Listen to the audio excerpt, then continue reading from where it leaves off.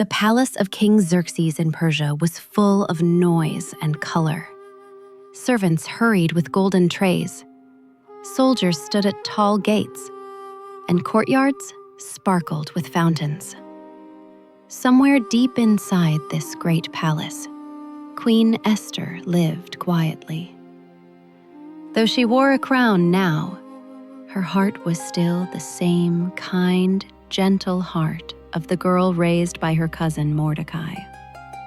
Mordecai often walked near the palace gates. He wanted to be close to Esther, to watch over her, and to hear any news that might concern the king. He was not rich or powerful, but his heart was loyal to God, to his people, and to the king he served. One evening, as the sun set and torches were lit along the stone walls, Mordecai overheard whispers. 2 guards at the king's gate were muttering angrily. Their voices were low, but the words were sharp with anger. "The king has wronged us," one hissed. "Yes," said the other. "We must end him. We must strike soon."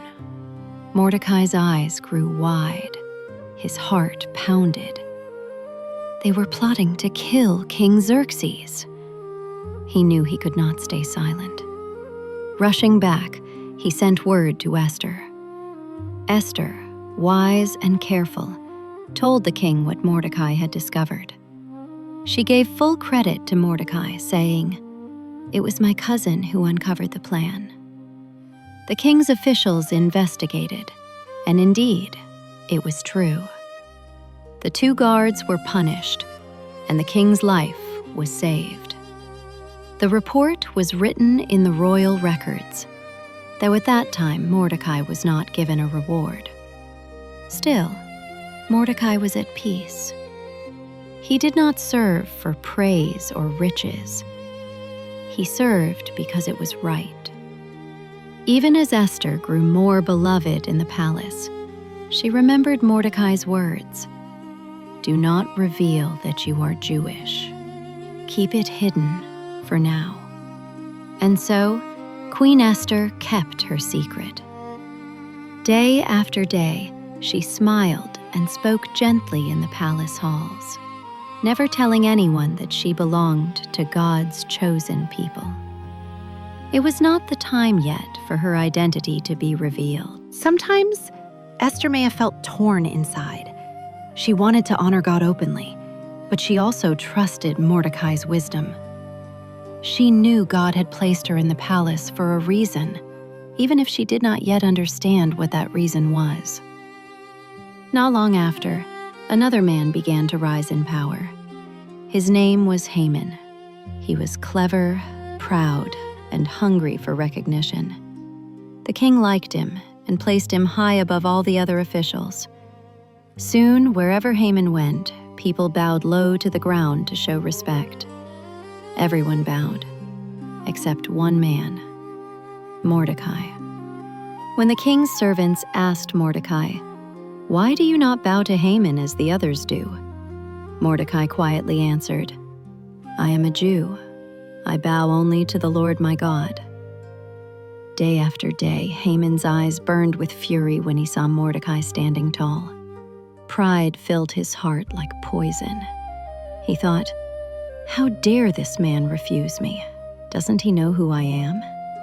Haman wanted not only to punish Mordecai, but also to destroy all the people Mordecai belonged to, the Jews. Though this part of the story will unfold later, already the seeds of anger were growing inside Haman's heart. Mordecai's quiet strength. Mordecai did not raise his voice in the streets. He did not carry a sword or march with soldiers. Yet his courage was strong.